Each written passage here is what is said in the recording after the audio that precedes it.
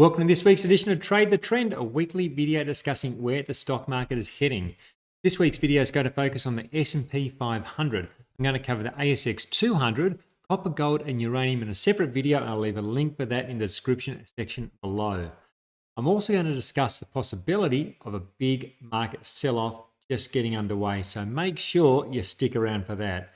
As always, this is general commentary. It doesn't take your personal situation into account.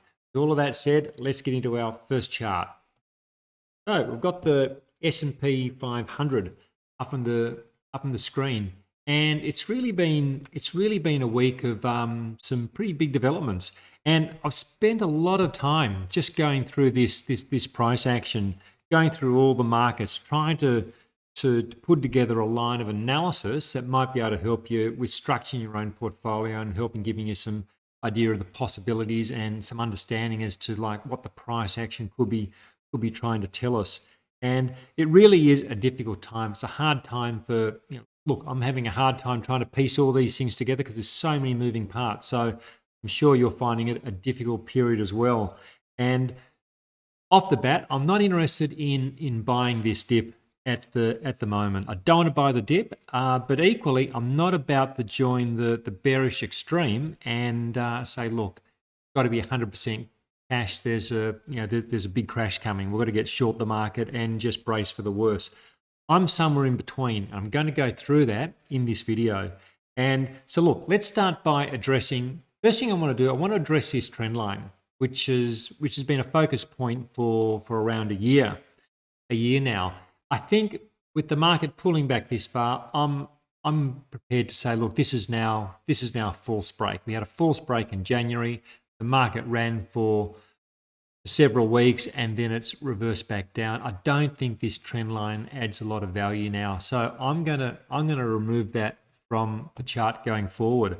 And the skeptics will say, look, hey, that was ridiculous. You had a line on a chart, didn't mean anything. You got excited when it broke up and ended up doing nothing whatsoever. But I think anyone who thinks along that line, I think they miss the point of what technical analysis is all about. None of these lines, none of these moving averages or supports or trend lines, none of these are magic lines. They don't tell you, they don't preempt the future or anything like that. They're simply reference points, and they're reference points that we then use to manage risk. So when we did have that breakout in January, we had upside momentum in the market. So that meant that there was a case to put on risk for the upside and see where that momentum went. So that momentum, it could have continued to go up. So that works out well. But then we have a risk management plan for the eventuality that it doesn't, and then we can start to close out positions and pull back risk. That's what these lines, that's what technical analysis is all about. It's not about predicting the future. It's about reference points that we can manage risk around. And what we have now, we have a situation where the S&P 500 is retesting this key support at around 3,900, technically active area for many months. And it's I think this is a key area over the next few days, maybe over the next few weeks. We've got to see how this plays out. What I don't like about this week's price action is the amount of time the S&P 500 is spending below the moving averages. I've got the 50 and the 100-day moving averages, and the moving averages are also starting to roll over. They haven't crossed to the downside yet, but if the market hangs around this 3,900 area for much longer, they will get close to crossing. And as you'll know, if you're watching these videos for a while, a market is its most vulnerable when it's trading below declining moving averages. So this is something I think we need to watch closely. Notwithstanding Thursday's rally, which has like come off the support, it's still sitting here below these moving averages. Now, I want to go over to the hourly chart and get some finer detail on the most recent price action, because it's really interesting. It tells a fascinating story of what's going on. So this is the price action since the beginning of March, and through this second half of the chart, we're picking up last week. What I've found really interesting is that as a low point has been broken, market gets to a new low, hasn't stayed there for long. It's then had a snapback rally. Markets come back down on, so this was the first break of a low was on Thursday the 9th. Then we had another break lower last Friday with a snapback rally. Another break lower on Monday with a snapback rally.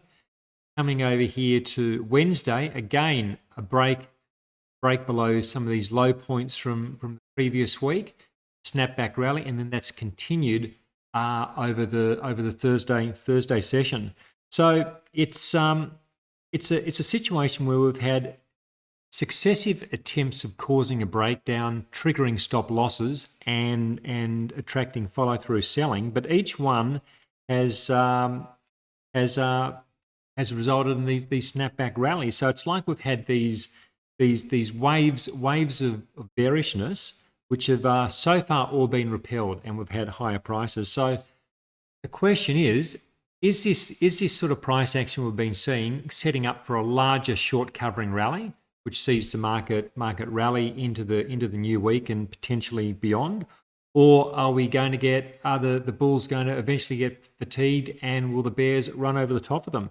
And that's what we don't know. We can't be sure which way this is going to go, but that's the battle which is currently being fought.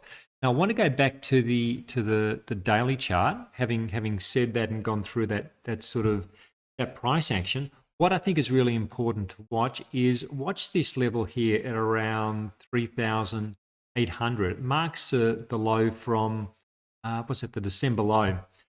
I think if we have another wave of selling, which can get beneath last week's lows, can get to 3,800 and breach that, that's what would then, I think, open the doors for an acceleration or an intensification in the downward price action. But of course, that hasn't happened yet. It may not happen. Support is still holding. So it's just understanding the importance of firstly 3,900, then 3,800 beneath it, where we could sort of see downward selling, downward price action accelerate.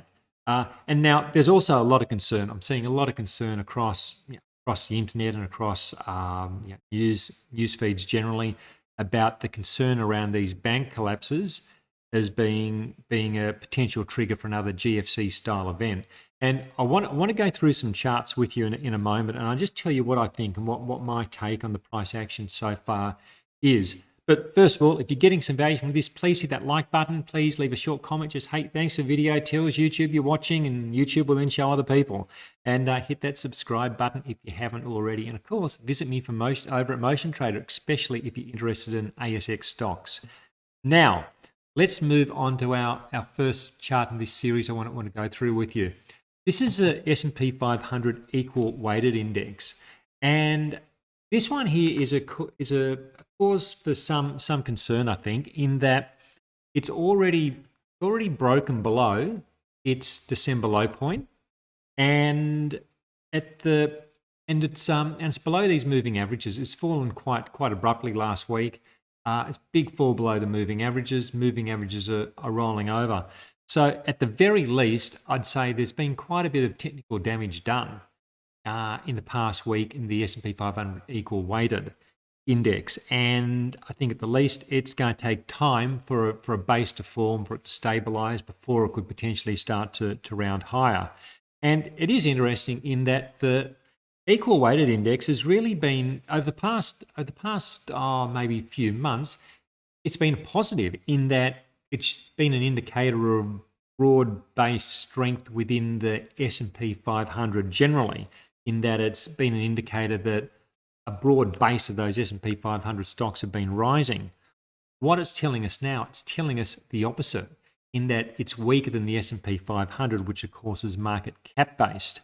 And this suggests that the S&P 500 is really being held together by a few of the big cap stocks, which is not really a positive. You want broad-based market participation. So this is cause for concern. Now, having said that, I want to contrast that with the NASDAQ. And last week I was saying that the NASDAQ wasn't aligning with the Dow, wasn't aligning with the S&P 500, and that remains the case today. the Nasdaq is one of the reasons why I'm not rushing to sell my entire portfolio. It's doing something very different, and it's hard to see a big market sell-off occurring without the Nasdaq participating. It would be. I don't think I can't think of a precedent where we've had stocks selling off aggressively with the Nasdaq rallying. And then if we look at a stock like Apple, which is the largest stock in the Nasdaq, on Thursday it was breaking higher. The moving averages are positive. The market is bouncing off a Fibonacci retracement region. So I've measured from the December low through to the February high, came back to the 38.1 and is rallying again. This isn't a stock which is set up for a big decline. That's not to say it can't happen and it won't happen as time passes, but as we currently stand, this is not set up for a big move to the downside. The same goes for Microsoft, which also on Thursday broke upwards. Moving averages are positive. It had a rough 2022 like many stocks, like most stocks, but it's not selling off now, and it's not set up for an imminent decline. So these are important things to take into consideration when we're considering, could these bank failures lead to a big decline over the next week or two. At the moment, what I'm seeing in these big cap stocks, it suggests that that's probably not the most likely situation. Also, another interesting thing which we don't often look at is the home building sector. So this is an ETF for the US home construction. And during the GFC, during 2007, 2008, this was one of the first sectors to go. It got decimated. Look at the price action now. Home builders didn't make a new low in December with the broader market. It's been rallying. Its low was back in June. Hasn't made a new low since. And in the last few weeks, last couple of months, we've had a pullback to the moving averages, which is still trending higher. So again, doesn't look like it's set up for an imminent crash. There's a lot of stuff going on in this market. There are a lot of pieces to put together. It's not just as simple as pulling up a chart of the SP500 and say, hey, this is what I think is going to happen. It's a lot of moving pieces that we need to consider. Just lastly, I want to have a look at the Russell 2000, which is the small cap index. Now, a lot of technical damage was done last week with this decline that we saw. This is an index which had been looking good. This had been the focus point. This contracting trading range had been in place for around 6 or so months. We had a breakout in early January. Started to get a run. It looked like this was a stepping stone to moving back up towards those highs from 2021, but that hasn't been the case. The market has since turned lower, well below the moving averages. Moving averages are rolling over as well. It's a bit like the SP 500 equal weighted, not good in terms of market participation. I think maybe the focus point had been this trading range, but maybe that wasn't the complete pattern. Maybe I'm thinking now that this is what we should be looking at, that the market, and you can draw something similar on the S&P 500.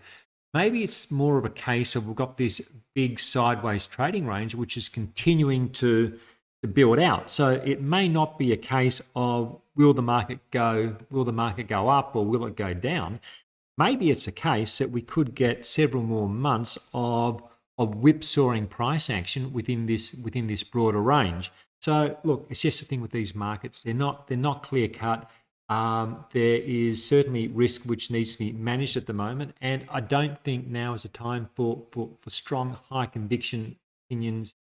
Either way, it's a case of monitor this price action and let's roll with the price action that we get dealt, rather with our opinions of where we think things should be, because that's often when you get into trouble when those opinions don't pan out.